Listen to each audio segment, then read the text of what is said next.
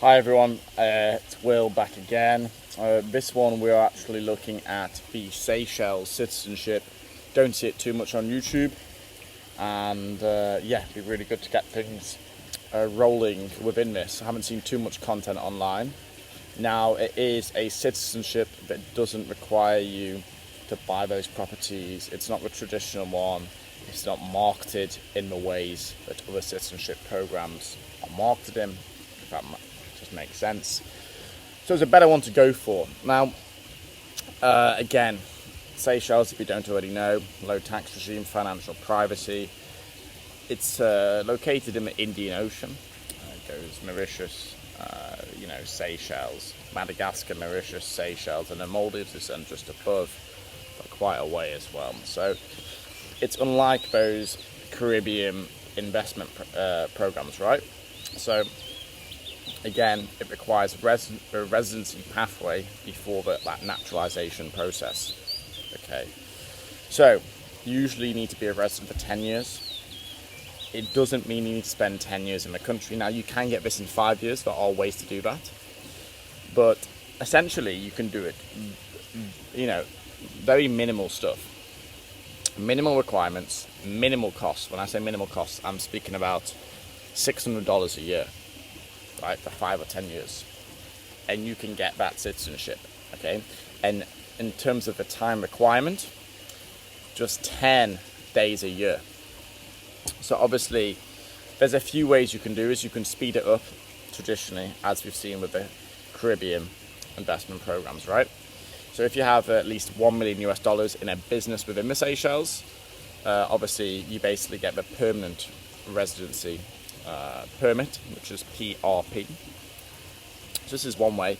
Again, it can just stay in a business account. You can, maybe rent a local office, stuff like this, do some local operations, maybe have a small fishing business there, or a little sweet shop, in Victoria or something like that. Okay, so it doesn't require you to live full time in the country, just 10 days a year. And then obviously, if you did the investment option, you would need to show that this investment is active, if that makes sense. Okay, so that's one way to do it.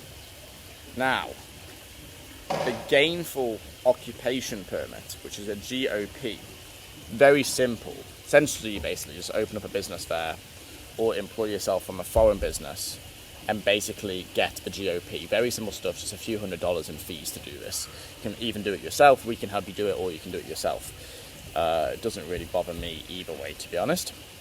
So you must renew it annually, which is a little bit of a headache, but again, it allows you to legally reside in the Seychelles. So it could be quite good for tax purposes, completely up to you on that matter there. But again, after between 5 and 10 years, you can then gain that citizenship. And again, if this is just costing you $400 a year, right? $360 in fees, $200 there, and you're just going on vacation there for 10 to 2 weeks for 5, 6, 7 years, you can now get a citizenship. So it's a great place for vacations, obviously, very nice, tropical island. Yes, it's a little bit out of the way, even it's quite far from Cape Town, but you can fly from Russia, you can fly from the US, you can fly from Europe, the UK, Asia.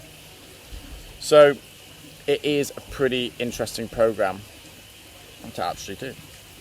So again, if you want your wife to do the same thing, they can then be a dependent on you and then obviously get the GOP through dependency.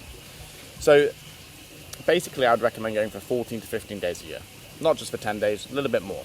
Okay, that's going to help you get the passport after that 5-6 year mark, not the 10-year mark. Okay, but you don't have to physically be there to renew your GOP, so you can go anytime in the year over year basis, and get that actual, get the kind of renewal going with the GOP.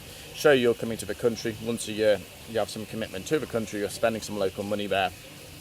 So it's very important to obviously maintain that. It varies to kind of renew it. There's a few different ways, but very simple stuff. Essentially, just pay the government fee, and that's what you get at the end of the day. And then additionally, you need to have the local bank account and keep very good banking affairs within the Seychelles. So it doesn't mean you need to deposit $1 million. That is one way of doing it. That's a way to get the GOP, or you can just employ yourself from a foreign entity. So that's quite simple stuff. Okay, so other stuff, let's have a quick look at my notes. You have to demonstrate you're a good character, meaning no criminal record. Simple stuff. And again, you need to pass a basic history test of the Seychelles. I think quite simple stuff as well. I'm going to be personally looking at doing this citizenship because it's a great thing to actually consider. You know, minimal taxation, offshore banking, good location, flexible rules in terms of the actual GOP permit, and no direct investment for the actual citizenship. And it's a pretty good passport. You go to Russia, you can go to Europe, you can go to the UK. I don't think you get a visa to the US. But yeah, it's a really good one, you know, to secure this as an extra passport over a bit of a longer period of time. But if you go to if you like a vacation once or twice a year just to cool off, it's a good place to do two birds in one stone, if that makes sense. So over and out, guys, into the next video, and I will see you soon.